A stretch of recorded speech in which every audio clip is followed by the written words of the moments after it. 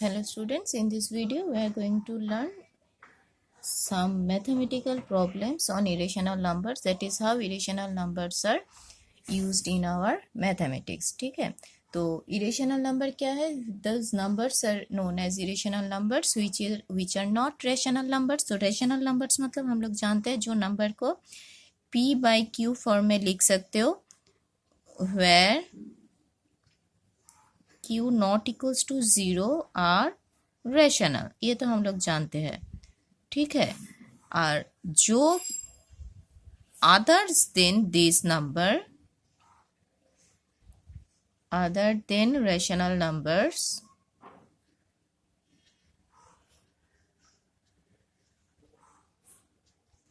all are irrational. Okay, तो irrational number क्या है कि √2 माइनस √3, तो ये सब है इरेशनल नंबर. ठीक है, पर एक बात है कि अगर हम लोग लिखेंगे कि √16, क्या √16 इरेशनल नंबर है? देखो √16 को हम लोग क्या कर सकते हैं, √16 को 4 × 4 मतलब क्या लिख सकते हो, 4 स्क्वायर. तो 4 स्क्वायर मतलब क्या आ जाएगा कि रूट के अंदर 2 वैल्यू होता है, तो हम लोग क्या लिख सकते हैं, 4 स्क्वायर मतलब अगर हम लोग इंडिसेस के बेस में लिखे, रूट मतलब 1/2 मतलब 2 कट जाएगा, क्या होगा 4. तो ये होता है हम लोगों का √16 को हम लोग क्या कर सकते हैं, एक इंटीजर के फॉर्म में ला सकते हैं. तो 4 मतलब हम लोग 4/1 लिख पाएंगे. तो √16 को हम लोग इरेशनल नंबर नहीं बोल सकते because it can be reduced into rational numbers. ठीक है, तो जो स्क्वायर रूट होता है उसको हम लोग इरेशनल नंबर नहीं बोल सकते, पर जिसका सपोज रूट अगर हम लोग 17 बोले तो इसको तो इस तरीके से एलसीएम करके हम लोग इसका वैल्यू नहीं निकाल पाएंगे. ठीक है, इसका कोई एलसीएम नहीं आता है, तो ये √17 को हम रिड्यूस नहीं कर सकते, तो √17 है इरेशनल नंबर. तो रियल नंबर क्या होता है, real number all rational and irrational number मिलके आता है हम लोगों का रियल नंबर. अब ये इरेशनल नंबर का कुछ प्रॉपर्टीज या फिर कुछ एडिशन सब्ट्रैक्शन कैसे हम लोग करेंगे वो हम लोग देखते हैं. फर्स्ट देखेंगे इसका एडिशन. सपोज है फर्स्ट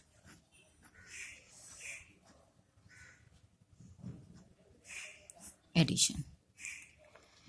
तो एडिशन हम लोग जब करेंगे, देखो अगर हम लोगों का एडिशन है सपोज 2√5 प्लस 3√5. ठीक है, तो दो वैल्यू है यहाँ पे. क्या है, ये जो रूट वाला पार्ट है दोनों, ये भी √5 है, ये भी √5 है, तो दोनों सेम है. तो हम लोग जो दोनों सेम है, नॉर्मली ऐसे लिखना नहीं है, डायरेक्ट कर सकते हो, पर फिर भी मैं दिखा रही हूँ. √5 कॉमन लेके क्या आ जाएगा, 2 + 3 मतलब क्या होता है 5. तो हम लोग क्या लिख सकते हैं, ये हम लोग नहीं लिखते 5√5 5, इस तरीके से हम लोग नहीं लिखते ये वाला. तो हम लोग क्या लिखेंगे 5√5. ठीक है, तो अगर इरेशनल पार्ट सेम होता है तो फिर हम लोग क्या करते हैं, उसका जो इंटीजर वाला पार्ट है उसको हम लोग ऐड करके देते हैं. तो √5 √3 5√5. पर अगर ये इस तरीके से होता कि 2√5 प्लस 3√3, तो यहाँ पे √5 एंड √3, तो ये तो दोनों अलग है, तो इसको हम लोग ऐड नहीं कर सकते. ये जो है वही रहेगा, मतलब 2√5 प्लस 3√3, तो वो यहाँ पे सेम ही रहेगा. अब अगर सपोज एक है 7√5 प्लस 2√3 प्लस 8√3. ठीक है, सपोज इसको करना है, तो हम लोग क्या जानते हैं कि √3 वाला जो पार्ट है उसको हम लोग ऐड कर सकते हैं, पर यहाँ पे √5 वाला कोई पार्ट नहीं है, तो हम लोग क्या लिखेंगे 7√5 प्लस 8 + 10 कितना होता, 8 + 2 10√3, क्योंकि ये वाला पार्ट सेम है तो इसको हम लोग इंटीजर वाला √3 + √3 √6 नहीं कर सकते. ठीक है, क्योंकि √3 को हम लोग क्या कर सकते हैं, इस तरीके से उसको कॉमन लेके √3 प्लस √6 हम ऐड नहीं करेंगे। तो फिर क्या ऐड करोगे, इंटीजर वाला पार्ट। तो 8 + 2 कितना होता है, 10√3। ठीक है, तो जब भी एडिशन करोगे देखोगे कि कौन सा इरेशनल वाला पार्ट सेम है, तो उसको एक साइड में करके सबको इंटीजर वाला पार्ट ऐड कर दोगे। फिर से मैं बोल रही हूँ कि √3 + √3 √6 नहीं होता है। तो अगर √3 + √3 तो फिर क्या होगा, यहाँ पे कितना है 1, यहाँ पे है 1, तो फिर क्या होगा 2√3। ठीक है, √3 + √3 2√3 होगा। √3 + √3 √6 नहीं होता है। ओके, अब आता है सब्ट्रैक्शन।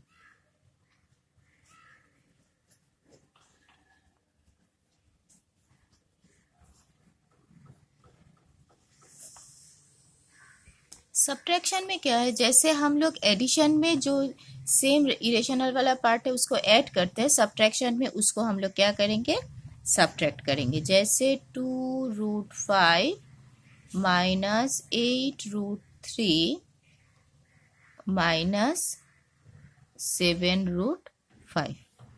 ठीक है, अब यहाँ पे भी सेम है, जो इरेशनल वाला पार्ट सेम होता है तो ये पार्ट सेम है, तो इसको क्या लिखोगे, पहले 2, यहाँ पे कितना है -7√5।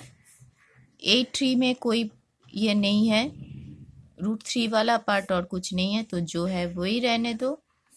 तो यहाँ पे माइनस करके क्या होगा, -5√5 - 8√3।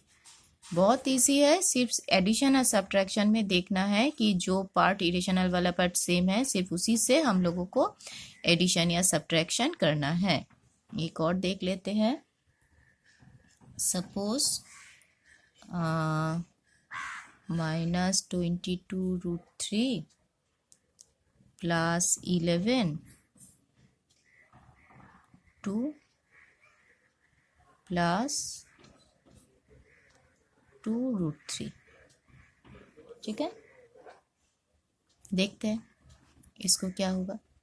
तो पहले इसको तोड़ो, -22√3 + 11, तो ये ब्रैकेट में है तो इसको माइनस मल्टीप्लाई करो। 22 + 2 × 11, ये तो मल्टीप्लाई हो रहा है, तो किसके साथ, इंटीजर के साथ इंटीजर मल्टीप्लाई होगा, तो कितना होगा 22√3। अब देखो यहाँ पे भी √3, यहाँ पे भी √3, तो क्या लिखोगे, यहाँ पे कितना है इसका इंटीजर -22, इसका इंटीजर कितना है +22, और दोनों में कॉमन क्या है √3 और +22। इसके साथ तो कुछ, ये तो रैशनल पार्ट हो गया, इसके साथ कुछ नहीं है तो इसको ऐसे ही छोड़ोगे। -22 + 22 कितना होता है 0, तो 0 × √3 कितना होगा, 0 + 22 = 22। ठीक है, तो एडिशन और सब्ट्रैक्शन में याद रखना कि हमेशा इरेशनल पार्ट जो सेम होता है उससे ही ये कैलकुलेशन होता है। अब आएगा मल्टीप्लिकेशन।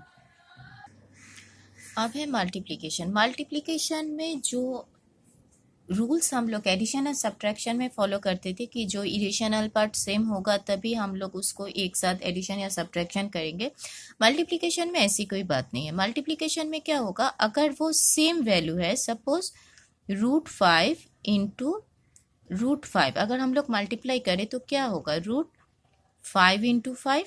ठीक है, और हम लोग क्या लिख सकते हैं, √5 इसका होल स्क्वायर। तो इसको अगर हम लोग होल स्क्वायर बनाएंगे, रूट को, रूट मतलब होता है, रूट आता है उसका पावर हाफ होता है, रूट मतलब उसका पावर हाफ होता है 2, तो 2 × 2 कैंसिल करके क्या होगा 5। मतलब सेम वैल्यू का रूट का अगर हम लोग उसको स्क्वायर बनाएंगे, उसको स्क्वायर होता है, तो फिर वो क्या होता है, रूट हट जाता है। मतलब रूट के नीचे अगर पेयर वाला दो सेम इंटीजर रहता है तो एक इंटीजर बाहर आता है तो वो रूट हट जाता है। पर सेम अगर हम लोग 5 मल्टीप्लाई करेंगे तो फिर क्या होगा, मल्टीप्लिकेशन मतलब रूट को कॉमन लेके उसके अंदर जो जो है सबका वैल्यू हमको मल्टीप्लाई करना है। ठीक है। तो यहाँ पे देखो 3 5 है, 3 5 मतलब देखो एक का पेयर होता है, मतलब एक को 5 × 5 से हम लिख सकते हैं, पर एक को नहीं लिख सकते। तो ये क्या हो जाएगा, जिसको हम लोग पेयर बनाएंगे वो बाहर आता है, एक बाहर आएगा, बाकी जिसका पेयर हम लोग नहीं बना पाएंगे तो वो रूट के अंदर ही रहेगा। ठीक है। अगर हम लोग ये 4 5 मल्टीप्लाई करेंगे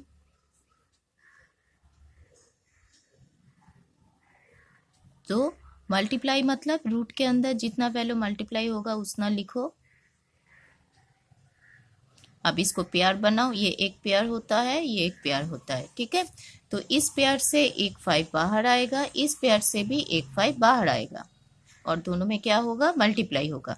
तो बाहर आके कितना होगा, ये 5 × 5 25। ओके।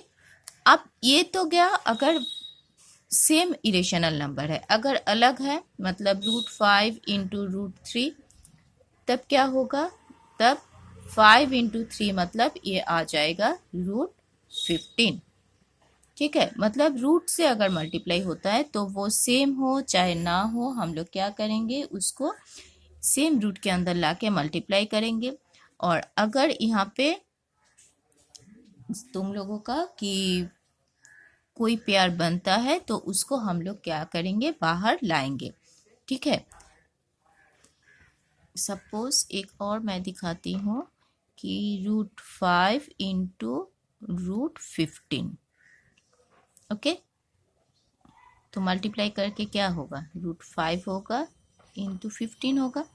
अब यहाँ पे देखो 15 को क्या होगा, 15 को तो हम एलसीएम बना के तोड़ सकते हैं। 15 का क्या बनाओगे, 15 का एलसीएम बनाओ, कितना आता है, 3 × 5। तो इसको लिखो, ये 5 तो जो है 5 रहेगा। तो 15 को क्या करोगे, जितना छोटा फॉर्म है सिंपलेस्ट फॉर्म में लिख सकते हो एलसीएम करके, उतना लिखो, 3 × 5। अब यहाँ पे देखो 2 5 आ गया, तो 5 का तो पेयर बन गया। तो हम लोग क्या बना सकते हैं, 5 को बाहर ला सकते हैं। फिर यहाँ पे 3, एक सिंगल है तो 3 रहेगा रूट के ऊपर।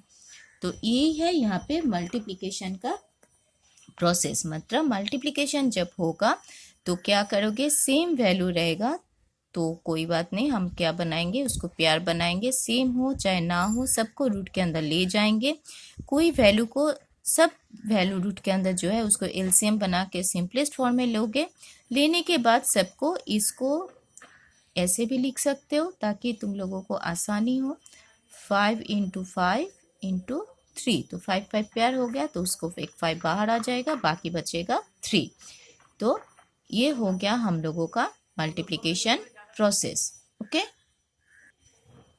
अब है हमारा डिवीजन।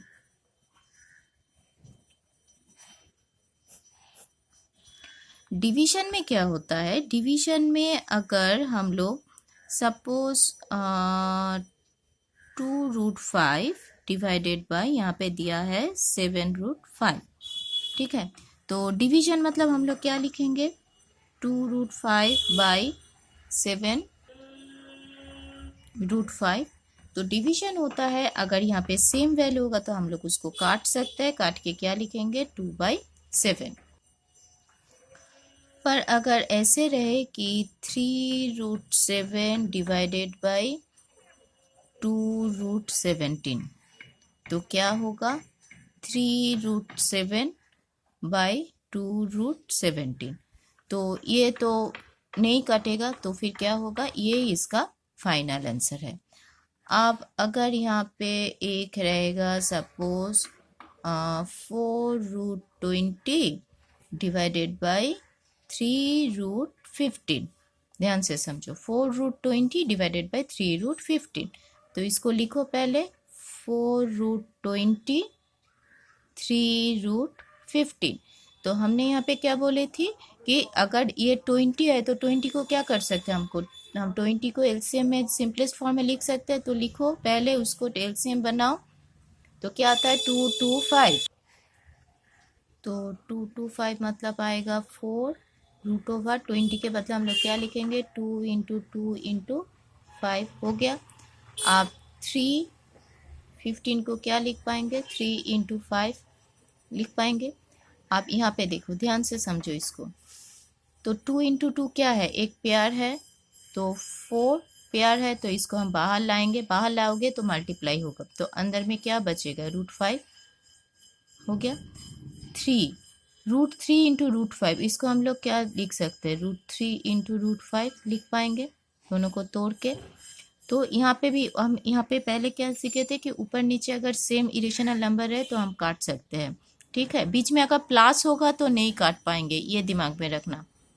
पर ये मल्टीप्लाई है तो काट सकते हैं, तो इसको काटो, इसको काटो, तो बचा क्या, बचा 4 इंटू 2 8, नीचे 3√3। आई बात समझ में। तो कोई भी इरेशनल नंबर, उसको अगर जो सिंपलेस्ट फॉर्म में होता है जैसे 7 एंड 17, उसको हम ऑल एलसीएम नहीं निकाल पाएंगे क्योंकि ये प्राइम नंबर है। अगर ये प्राइम नंबर ना हो तो हम इसको क्या करेंगे, एलसीएम निकाल के उसको सिंपलेस्ट फॉर्म में लिखोगे। कोई अगर पेयर होता है तो पेयर को बाहर लाओगे, बाकी जो इरेशनल नंबर बचेगा वो क्या होगा, सब मल्टीप्लाई होगा। यहाँ पे कोई प्लस का कोई साइन नहीं है, ठीक है। और उसको एक एक करके तोड़ के अगर जो सेम वैल्यू है उसको काट सकते हो। पर एक बात याद रखना कि ऊपर नीचे तभी काट पाओगे जब वो मल्टीप्लिकेशन होगा। जैसे एक एग्जांपल मैं दिखाती हूँ, सपोज 2 + 3√5 डिवाइडेड बाय 4√5, ठीक है। तो इसको हम क्या लिख पाएंगे, 2 + 3√5 डिवाइडेड बाय 4√5। यहाँ पे देखो बीच में प्लस है, √5 कटेगा, पर बीच में क्या है, प्लस है, तो हम लोग डायरेक्ट इसको इस तरीके से नहीं काट पाएंगे। यहाँ पे मल्टीप्लाई था, मल्टीप्लिकेशन था, इसलिए हम लोग काट सकते हैं। ये दिमाग में रखना, अगर बीच में प्लस है मतलब ये पूरा एक नंबर है, तो ये यहाँ पे तो √5 नहीं है, यहाँ पे अगर √5 होता तो √5 कॉमन लेके हम लोग काट सकते थे, पर ये सिर्फ इंटीजर वैल्यू है। तो फिर हम लोग क्या करेंगे, इसको पहले नीचे तो एक वैल्यू है एलसीएम, तो इसको ऐसे दोनों पे लिखो, पहले 2 4√5, बीच में प्लस है, 3√5 डिवाइडेड बाय 4√5। पहले इस तरीके से लिखो, नीचे एक है तो उस तरीके से लिखे, तो 2 से 4 काट सकते हो, कितना होगा 2, यहाँ पे √5 काट सकते हो, तो यहाँ पे क्या बचेगा, 1/2√5 प्लस ये तो √5 कट गया, 3/4, ठीक है। ये है हम लोगों का आंसर यहाँ पे।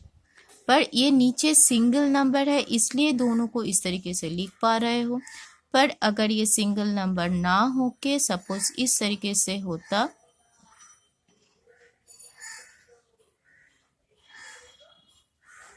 यहाँ पे क्या है, ऊपर में एक नंबर है और नीचे प्लस है, तो इसको हम लोग ब्रेक करके इसी तरीके से नहीं लिख पाएंगे क्योंकि ऊपर में प्लस नहीं है। प्लस होता तो फिर हम लोग लिख पाते, जैसे कि प्लस नहीं है, ये जो है वही होगा, ठीक है। इसको हम फिर से तोड़ सकते, रेशनलाइज, वो तुम लोग 10 में सीखोगे, 9 में इसकी जरूरत नहीं है, ठीक है। तो इतना ही है हम लोगों का properties of irrational number, how we can use irrational number in our mathematical calculation.